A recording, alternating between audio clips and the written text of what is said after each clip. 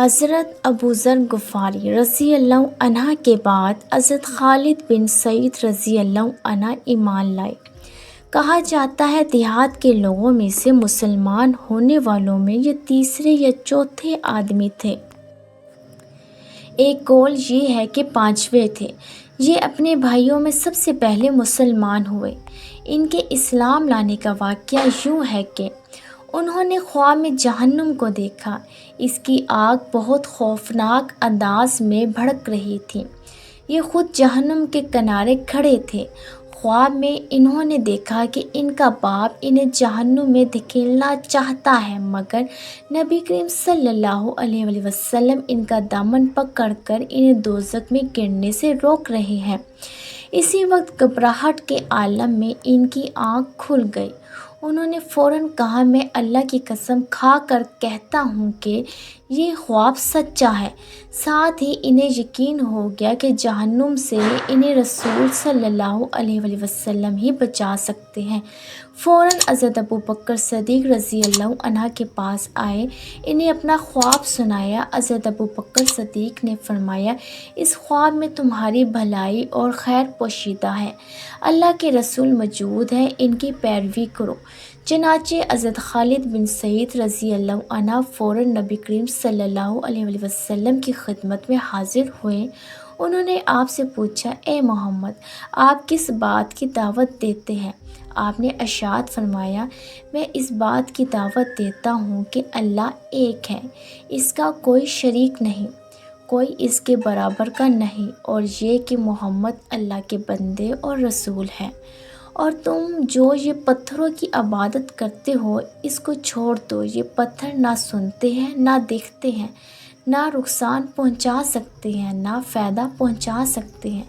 یہ سنتے ہی حضرت خالد بن سعید رضی اللہ عنہ مسلمان ہو گئے۔ ان کے والد کا نام سعید بن عاص تھا۔ اسے بیٹے کے اسلام قبول کرنے کا پتہ چلا تو آگ بگولا ہو گیا۔ بیٹے کو کوڑے سے مارنا شروع کیا، یہاں تک کہ اتنے کوڑے مارے کہ کوڑا ٹوٹ گیا۔ پھر اس نے کہا، تو نے محمد کی پیروی کی، حالانکہ تو جانتا ہے وہ پوری قوم کے خلاف جا رہا ہے، وہ اپنی قوم کے معبودوں کو برا کہتا ہے۔ یہ سن کر حضرت خالد بن سعید رضی اللہ عنہ بولے، اللہ کی قسم، وہ جو پیغام لے کر آئے ہیں میں نے اس کو قبول کر لیا ہے۔ اس جواب پر وہ اور غضبناک ہوا اور بولا، خدا کی قسم، میں تیرا کھانا پینا بند کر دوں گا۔ حضرت خالد بن سعید رضی اللہ عنہ نے جواب دیا، اگر آپ میرا کھانا پینا بند کر دیں گے تو اللہ تعالیٰ مجھے روٹی دینے والا ہے۔ تنگ آ کر سعید نے بیٹے کو گھر سے نکال دیا، ساتھ ہی اپنے باقی بیٹوں سے کہا، اگر تم میں سے کسی نے بھی اس سے بات چیت کی، میں اس کا بھی یہی حشر کروں گا۔ حضرت خالد بن سعید رضی اللہ عنہ گھر سے نکل کر حضور کریم صلی اللہ علیہ وسلم کی خدمت میں آ گئے۔ اس کے بعد وہ آپ کے ساتھ ہی رہنے لگے، باپ سے بالکل بے تعلق ہو گئے، یہاں تک کہ جب مسلمانوں نے کافروں کے مظالم سے تنگ آ کر حبش کی طرف ہجرت کی تو یہ ہجرت کرنے والوں میں سے پہلے آدمی تھے۔ ایک مرتبہ ان کا باپ بیمار ہوا۔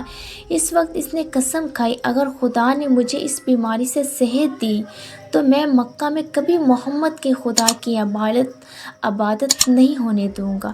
باپ کی یہ بات حضرت خالد بن سعید رضی اللہ عنہ تک پہنچی تو انہوں نے کہا، اے اللہ، اسے اس مرض سے کبھی نجات نہ دینا۔ چنانچہ ان کا باپ اسی مرض میں مر گیا۔ خالد بن سعید رضی اللہ عنہ پہلے آدمی ہیں جنہوں نے بسم اللہ الرحمن الرحیم لکھی۔ ان کے بعد ان کے بھائی عمرو بن سعید رضی اللہ عنہ مسلمان ہو گئے۔ ان کے مسلمان ہونے کا سبب یہ ہوا کہ انہوں نے خواب میں ایک نور دیکھا۔ نور زمزم کے پاس سے نکلا، اس سے مدینے کے باغ تک روشن ہو گئے۔ اتنے روشن ہوئے کہ ان میں مدینے کی تازہ کھجوریں نظر آنے لگی۔ انہوں نے یہ خواب لوگوں سے بیان کیا تو ان سے کہا گیا، زمزم عبد المطلب کے خاندان کا کنواں ہے اور یہ نور بھی انہی میں سے ظاہر ہوگا۔ پھر جب ان کے بھائی خالد رضی اللہ عنہ مسلمان ہو گئے تو انہیں خواب کی حقیقت نظر آنے لگی۔ چنانچہ یہ بھی مسلمان ہو گئے۔ ان کے علاوہ سعید کی اولاد میں سے ریان اور حکم بھی مسلمان ہوئے۔ حکم کا نام نبی کریم صلی اللہ علیہ وسلم نے عبداللہ رکھا۔